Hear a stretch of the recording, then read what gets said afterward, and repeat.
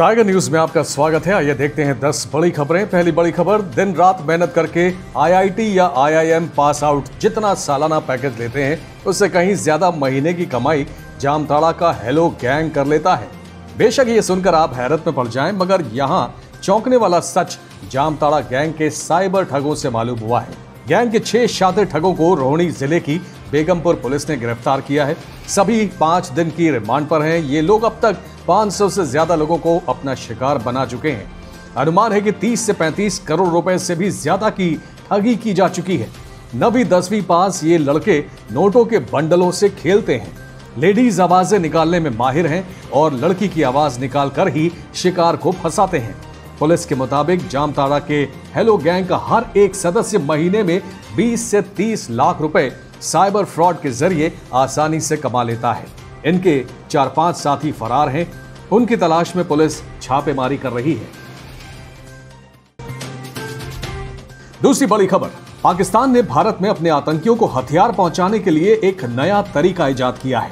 नियंत्रण रेखा से घुसपैठ पर रोक, घाटी में लगातार आतंकियों का मारा जाना और हथियारों का जखीरा लगातार पकड़े जाने के कारण घाटी में आतंकियों के पास हथियारों की बेहद कमी हो रही है।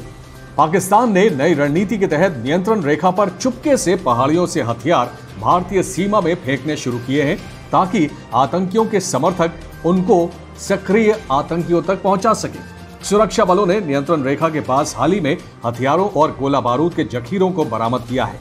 ये एक साफ संकेत है कि सीमा पार के लोग हल्की घुसपैठ कर रहे हैं, हथियारों को नियंत्रण रेखा के पास डंप कर रहे हैं और सीमा पार अपने लॉन्च पैड पर लौट रहे हैं।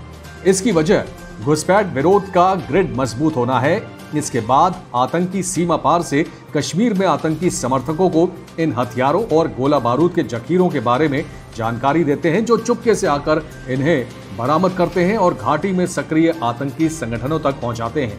इस खुलासे के बाद नियंत्रण रेखा से सटे इलाकों में रहने वाले नागरिकों की आवाजाही पर भी सख्त निगरानी रखी जा रही है। तीसरी बड़ी खबर, फाइनेंशियल एक्शन टास्क फोर्स यानी FATF की ब्लैक लिस्ट से बचने के लिए हाथ पांव मार रहे पाकिस्तान के प्रधानमंत्री इमरान खान को करारा झटका लगा है। जी हां, STF से जुड़े 2 विधेयकों को पाकिस्तानी संसद के उच्च सदन ने खारिज कर दिया है। FATF ने टेरर फाइनेंसिंग रोकने और मनी लॉन्ड्रिंग के खिलाफ कदम उठाने को लेकर 27 बिंदुओं का एक्शन प्लान बनाया था। इसी के तहत इमरान सरकार कई बिल पारित करा रही है, लेकिन विधेयक खारिज होने के बाद आतंकवाद को पाल रहे पाकिस्तान के ब्लैकलिस्ट होने का खतरा मंडराने लगा है। उधर अपने पिट्ठू को फंसता देख चीन को भी दर्द हो रहा है। चीन ने कहा है कि आतंकवाद सभी देशों के लिए एक चुनौती है और पाकिस्तान ने इसके खिलाफ लड़ते हुए बलिदान दिए हैं। अंतर्राष्ट्रीय समुदाय को इसका सम्मान करना चाहिए। आपको बता दें कि अगले महीने FATF की बैठक होनी है। इसमें पाकिस्तान के ब्लैकलिस्ट होने पर फैसला होना है। चौथी बड़ी खबर, अलीगढ़ में शुक्रवार दोपहर बदमाश बन्ना देवी क्षेत्र स्थित एक ज्वेलरी की दुकान में पहुंचे। दुकान में मौजूद एक शख्स ने बदमाशों को हाथ साफ करने के लिए सैनिटाइजर दिया। बदमाशों ने हाथ सैनिटाइज किए, फिर तीनों बदमाशों ने कट्टा निकाल लिया और तकरीबन 35 लाख रुपए की ज्वेलरी और 50,000 रुपए नकदी लूट ली। घटना के बाद क्षेत्र में हड़कंप मच गया। इस घटना को अंजाम देने के बाद बदमाश मौके से फरार हो गए। बिल्कुल फिल्मी अंदाज में हुई लूट की वारदात ने पुलिस पर सवालिया निशान लगा दिए हैं। पुलिस अब CCTV फुटेज के आधार पर बदमाशों की जल्द धरपकड़ करने की बात कह रही है। पांचवी बड़ी खबर, बॉलीवुड अभिनेत्री कंगना रनौत और शिवसेना का विवाद बढ़ता जा रहा है। कंगना के समर्थन में अयोध्या के संत भी उतर आए हैं। संतों ने उद्धव ठाकरे का विरोध शुरू कर दिया है। संतों और विश्व हिंदू परिषद ने ऐलान किया है कि उद्धव अयोध्या ना आए, यहां आने पर उनका स्वागत नहीं होगा बल्कि उन्हें विरोध झेलना पड़ेगा। अखिल भारतीय अखाड़ा परिषद ने भी कंगना रनौत को देश की बेटी बताया है। उन्होंने उद्धव ठाकरे को अयोध्या न आने की धमकी दी है। हनुमानगढ़ी मंदिर के पुजारी भी कंगना के दफ्तर को तोड़ने का विरोध कर रहे हैं। उन्होंने कहा है कि उद्धव ठाकरे या शिवसेना का कोई भी नेता अयोध्या आया तो उनका विरोध होगा। संत उनकी करतूत के खिलाफ हैं। BMC ने कंगना का दफ्तर तोड़कर अच्छा नहीं किया। छठी बड़ी खबर, एक्टर कंगना रनौत के चंडीगढ़ से मुंबई आते वक्त इंडिगो की फ्लाइट में मीडिया कवरेज पर DGCA ने इंडिगो एयरलाइन से रिपोर्ट मांगी है। आरोप है कि उड़ान में मीडिया कर्मियों ने सुरक्षा और सामाजिक दूरी के नियमों का उल्लंघन किया। आपको बता दें कि कंगना ने इसी फ्लाइट से 9 सितंबर को यात्रा की थी, जिसमें फोटोग्राफी और वीडियोग्राफी हुई थी। डीजीसीए के एक अधिकारी ने बताया कि हमने कुछ वीडियो देखे हैं जिसमें मीडिया कर्मी उड़ान में एक दूसरे से बहुत सट कर खड़े थे। ये सुरक्षा और सामाजिक दूरी के नियमों का उल्लंघन है। इस मामले में इंडिगो ने कहा है कि हमने अपना बयान डीजीसीए को दे दिया है। हमारे कैबिन क्रू, साथी कप्तान, फोटोग्राफी को प्रतिबंधित करने, सामाजिक दूरी का पालन करने और पूरी सुरक्षा बनाए रखने की घोषणाओं सहित सभी जरूरी प्रोटोकॉल का पालन किया गया। सातवीं बड़ी खबर, क्रिसिल के बाद credit rating agency Moody's investors service ने इस वित्त वर्ष के लिए भारत की अर्थव्यवस्था का ग्रोथ अनुमान घटा दिया है। एजेंसी ने वित्त वर्ष 2020-21 में भारतीय अर्थव्यवस्था में 11.5% की गिरावट का अनुमान जताया है।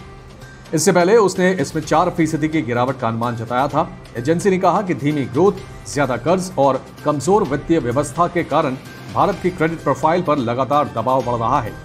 कोरोना वायरस महामारी ने इन खतरों को और बढ़ा दिया है। उधर ग्लोबल इकोनॉमिक फ्रीडम इंडेक्स 2020 की ताजा रैंकिंग जारी कर दी गई है। इसमें भारत 26 स्थान फिसलकर 105वें पायदान पर आ गया है। रैंकिंग में भारत सहित 162 अन्य देशों को शामिल किया गया। 2018 में जारी रैंकिंग में भारत 79वें स्थान पर था। जारी रैंकिंग में पहला स्थान हांगकांग को मिला है, जबकि दूसरे स्थान पर सिंगापुर है। रैंकिंग में चीन 124वें स्थान पर है। आठवीं बड़ी खबर, कांग्रेस के पूर्व अध्यक्ष राहुल गांधी ने पूर्वी लद्दाख में वास्तविक नियंत्रण रेखा पर चीन के साथ जारी गतिरोध को लेकर प्रधानमंत्री नरेंद्र मोदी पर गंभीर आरोप लगाया है। उन्होंने कहा है कि प्रधानमंत्री चीन को भारत की जमीन से खदेड़ने की जिम्मेदारी ही नहीं ले रहे हैं। कांग्रेस सांसद राहुल गांधी ने चीन के साथ लगातार हो रही बातचीत की जरूरत पर भी सवाल उठाया। उन्होंने कहा कि चीन के साथ सिर्फ पिछले मार्च तक की स्थिति बहाली पर ही बातचीत होनी चाहिए। राहुल ने ट्वीट किया, चीन के साथ सिर्फ और सिर्फ मार्च 2020 से पहले की यथास्थिति की बहाली पर बातचीत होनी चाहिए। प्रधानमंत्री और भारत सरकार हमारी जमीन से चीन को बाहर खदेड़ने की जिम्मेदारी लेने से इनकार कर रहे हैं। बाकी सारी बातचीत तो बेकार है। नवी बड़ी खबर, राज्यसभा के उपसभापति पद को लेकर चुनाव 14 सितंबर को है। ऐसे में बीजेपी के नेतृत्व वाला एनडीए हो या फिर कांग्रेस समेत अन्य विपक्षी पार्टियां, दोनों ही धड़े अपने अपने उम्मीदवार को लेकर ज्यादा से ज्यादा समर्थन की कवायद में जुटे हैं। हालांकि राज्यसभा की मौजूदा स्थिति को देखें तो आंकड़े एनडीए के हरिवंश के पक्ष में हैं और उनके जीतने की संभावना ज्यादा है। 245 सदस्यीय राज्यसभा में बीजेपी के नेतृत्व वाले एनडीए गठबंधन के सदस्यों की संख्या 116 है। बीजेपी नेताओं को उम्मीद है कि वाईएसआर कांग्रेस, तेलंगाना राष्ट्र समिति यानी टीआरएस और बीजू जनता दल एनडीए उम्मीदवार का ही समर्थन करेंगे। राज्यसभा में वाईएसआर कांग्रेस के 9, टीआरएस के 6 और बीजेडी के 7 सदस्य हैं। बीजेपी के रणनीतिकारों का अनुमान है कि हरिवंश को करीब 140 सदस्यों का साथ मिल सकता है। दूसरी ओर कांग्रेस समेत 12 दलों ने आरजेडी के मनोज झा को अपना उम्मीदवार बनाया है। 10वीं बड़ी खबर, पूरी दुनिया कोरोना महामारी की चपेट में है और अपने अपने तरीके से लड़ रही है, लेकिन नॉर्थ कोरिया का मामला सबसे हटकर है। तानाशाह किम जोंग उन ने देश में वायरस की रोकथाम के लिए चीन की तरफ से आने वालों को गोली मारने के आदेश दिए हैं। जी हां, साउथ कोरिया में तैनात अमेरिकी फौज के कमांडर ने यह जानकारी दी है। जानकारी के मुताबिक नॉर्थ कोरिया की कमजोर स्वास्थ्य सेवाएं महामारी से लड़ने में नाकाम साबित हो रही हैं। बीमारी के फैलने के बाद से किम ने अब तक देश में एक भी मामले की पुष्टि नहीं की है।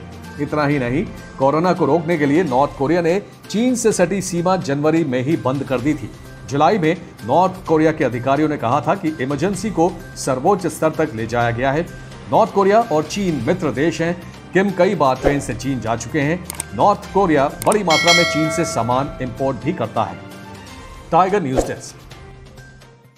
दोस्तों, अगर आपको हमारा न्यूज कंटेंट पसंद आ रहा है तो अपने चैनल टाइगर न्यूज को लाइक, सब्सक्राइब और शेयर करें। साथ ही बेल आइकन जरूर दबाएं ताकि आपको ताजा तरीन खबरों और इंफॉर्मेटिव जानकारियों से जुड़ा नोटिफिकेशन मिलता रहे। तो जुड़े रहिए टाइगर न्यूज के साथ। धन्यवाद।